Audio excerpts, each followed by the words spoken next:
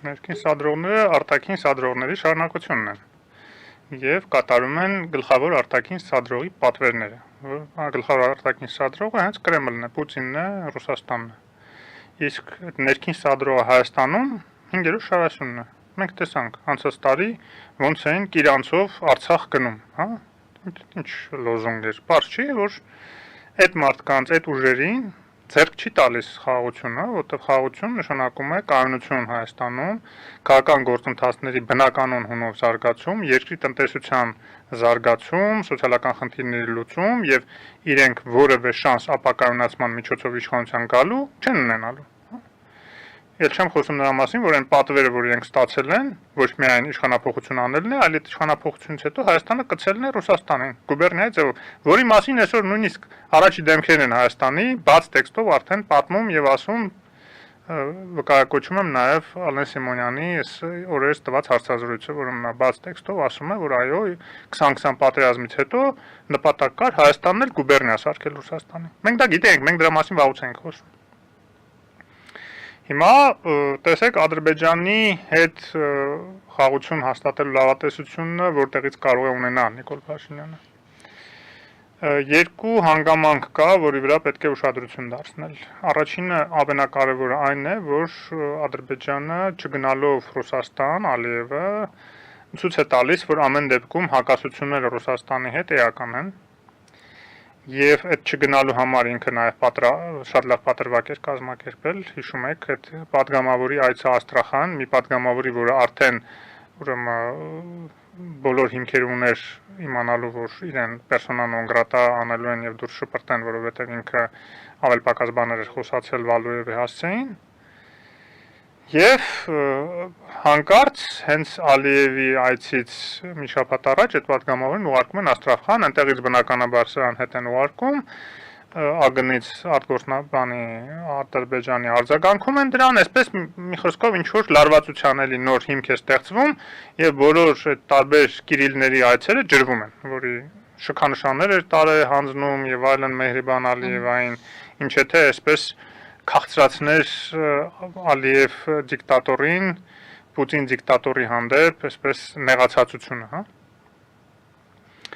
Բայց ինչի է Ալիևը դրան գնում։ Միջազգային այսպես իրադարձությունը այնպեսին է, այսինքն, որ ինքը չի կարող շարունակել Ռուսաստանի կցոր դիտարկվել։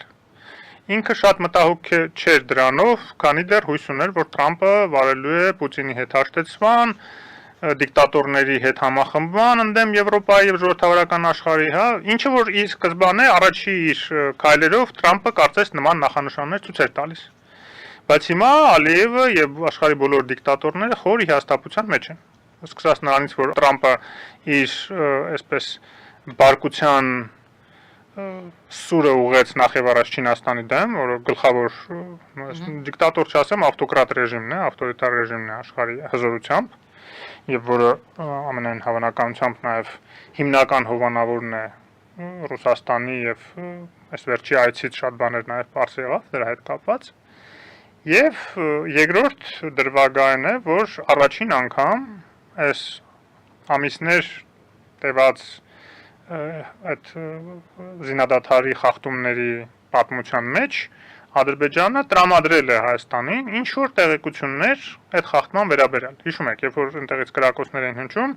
եւ իրենք մեղադրում են Հայաստանին, որ իբր Հայաստանն է կրակել, մեր պաշտպանության նախարարությունը ասում էր, նախ մենք ձեզ առաջարկել ենք կանխարգելման եւ հետաքննման մեխանիզմ նման դեպքերի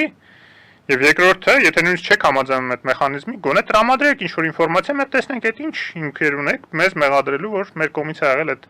գրակոչները։ Հիմա Ադրբեջանը տրամադրել է ինչ որ տեղեկություններ։ Այսինքն բարձր որ դա կառուցողականության հարաբերություն լիցքաթափման ուղղված քայլ է, հա։ Որտեւ եթե առաջի քայլը դա անում, երկրորդ քայլով կարող է այդ մեխանիզմը ձևավորվել հետաքննման, հա, թեկուզ ոչ ֆորմալ։ Մեկը մյուսի հետ փոխկապակցված է։ Սա ընդհանրեն ցուցիչ է, իսկ նա պատճառ է։ Որտեւ Ադրբեջանը այսօր փոխում է իր արտաքին քաղաքականությունը եւ Ռուսաստանի պատվեր կատարողի դերից այլևս ուզում է ավելի իրավահավասար կարգավիճակում հայտնվել, չկատարելով Ռուսաստանի պատվերները Հայաստանի դեմ, ինչը միջև կատարում էր հարձակումների ձևով եւ այլն, Եվ ավելի կառուցողական երևալ նաև արևմուտքի աչքերին, որպեսզի հարաբերությունները վերականգնի։ Դուք գիտեք, որ շատ խզած ըստ էության հարաբերություններ ունի շատ երկրների հետ, նույն Միացյալ Նահանգների հետ սառացումը, որ ինքը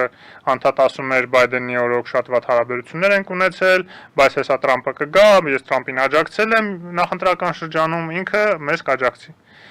Տեսա, որ չի աջակցում, ոչ միայն չի աջակցում, այլ ի հեճուկս իրենց բոլոր փորձագետների եւ տարատեսակ մանր-մունր չինովնիկների ընդպնդումների, որ այդ Հայաստանի հետ կնքած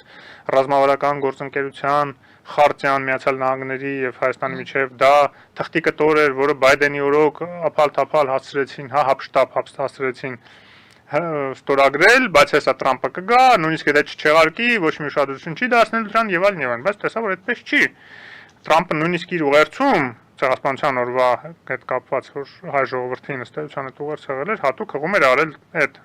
խարտիային եւ ասել էր, որ մենք անհամբեր սպասում ենք այդ խարտիայի դրույթների իրականացմանը եւ հարաբերությունների խորացմանը Հայաստանի հետ։ Եվ զուգահեռաբար մենք տեսնում ենք միջուկային էներգետիկայի շրջանում ինչ խորը լուրջ քայլեր են արվում եւ արդեն ըստ էության տեխնիկական հարցերի քննարկման փուլ ենք մտել Միացյալ Նահանգների հետ միջուկային ուրեմն այդ կայանների կառուցման հարցում մոդուլային։ Դա Ալիևին էլ չասած, որ ինքը այդ ամեն ինչի ֆոնին ամերիկա-չինական առևտրային պատերազմի ընթացքում գնում է Չինաստան եւ խարտիա է ստորագրում ռազմավարական գործընկերության, ինքը խնդիր ունի դա հակակշռելու։ Ինքն էլ բալանսավորման քաղաքականության խնդիր ունի, ինքը չի կարող այսպես կծվի ավտոկրատների լեովին դաշինքին եւ դառնա ամերիկացիների թիրախ, ոնց որ հիմա Վրաստանն է դառնում թիրախ։ Այնպես որ ես կարծում եմ, որ այդ լավատեսության հիմքերը կան եւ երկխոսության Ադրբեջանի հետ խաղաղության։ Անգամ խաղաղության։ Այո, խաղաղության, որտեղ եթե այսպես շարունակվի, Ադրբեջանը այս կամ այն պահին, հա, որքան շուտ այնքան լավ եւ դա մեր արևմտյան գործընկերներից շատ բաներ կախված կլինի իհարկե, կգա դրան, որ արդեն անհեռանկարային է Ռուսաստանի հովանավորությամբ Հայաստանի դեմ պատերազմ սկսելը։ Հայաստանը կարող է իրեն թույլ տալ շարունակել դիտարկվել որպես Ռուսաստանի կցորդ։ Մոսկվա գնալուն մենք դեմ ենք, դրա մասին շատ խոսել ենք, քննադատել ենք, Հայաստանի քաղաքացիները իրավունք ունեն դա անեն, բայց միջազգային հարթակներում այդ մասին խոսել են հիմնականում լրագրողները, բլոգերները, հա, այսպես ոչ մի քաղաքական գնահատական որևէ երկրի կողմից որևէ նշույլ անգամ ինչ որ պատժամիջոցի Հայաստանի դեմ այդ քայլի պատճառով չի արվել, որովհետև պետությունները իրենց քաղաքականությունը էմոցիաների վրա չեն կառուցում եւ այսպիսի սահմանափակ ինչ որ դրվագներով չեն պայմանավորում։ Մենք պետք է հասկանանք, ոչքան էլ որ սա տհաճ դրվագ էր, այո, մեր համար էլ, բայց դա մեծ քաղաքականության վրա այդպես ինչ որ ազդեցություն գործելու հիմք չէր, կցորդ ով է համարում։ Ինչ որ բլոգերներ, Նևզորովը, որ կարող է ավել պակաս բաներ խոսալ, թե միջազգային դերակատարները, պետությունները, միջազգային կազմակերպությունները, իհարկե չեն համարում, որտեղ այնտեղ որոշումները կայացվում են եւ դիրքորոշումները ձևավորվում են հետեւյալ կերպ, օրինակ Հայաստանի մասով կամ մեր տարածաշրջանի երկրների մասով։ Դրանք դնում են հերթով նայում են, ով ինչա անում։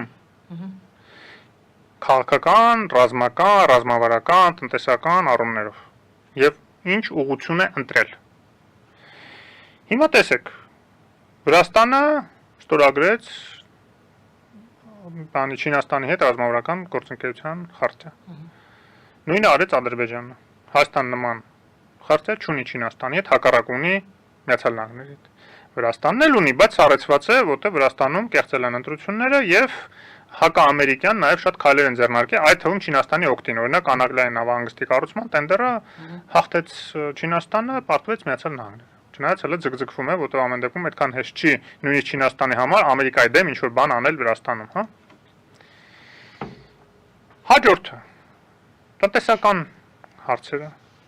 ռազմավարական հեռանկարային տնտեսական հարցերը։ Հայաստանը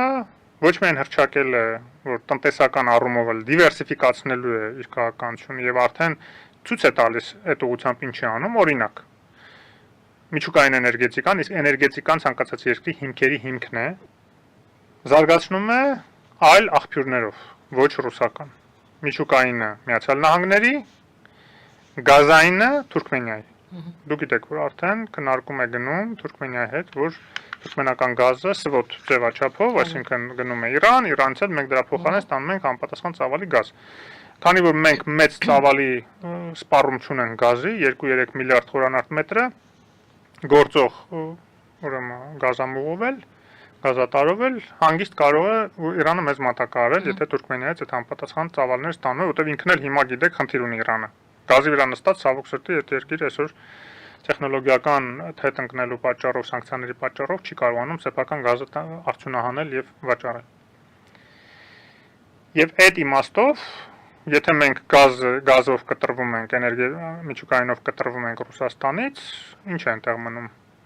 Հեկերը մեր տարածքում են, նույնիսկ այն ինչ որ Ռոբերտ Քոչյանի թեթև ձեռքով տվել ենք ռուսներին, բայց չեն կարող սաբոտաժ անել, ձեռքներս կվերցնենք։ Ինչ մնաց այնտեղ։ Ցանցերը բաշխիչ մեր ձեռքում են, կա հեցեր, կա բեցեր, մեկը ռուս օլիգարխ Սամվել Կարապետյանի ձեռքում է, բայց էլի մեր տարածքում է, չեն կարող դա սաբոտաժի ենթարկեն, օրենքներով մեր ուղղակի կոնֆիսկացնենք։ Նավթը կարող ենք այլընտրանք գտնել, որտեղ այնպես չի որ ճանապարհները փակեն, հա մի քիչ ավելի թանկ, բայց կարող ենք սերծովով, առաջ Ռումինիայից ենք նույնիսկ գնում, հետո ռուսները այնքան էժանացրեցին, որ հիմա Ռուսաստանից ավելի էժան է, բայց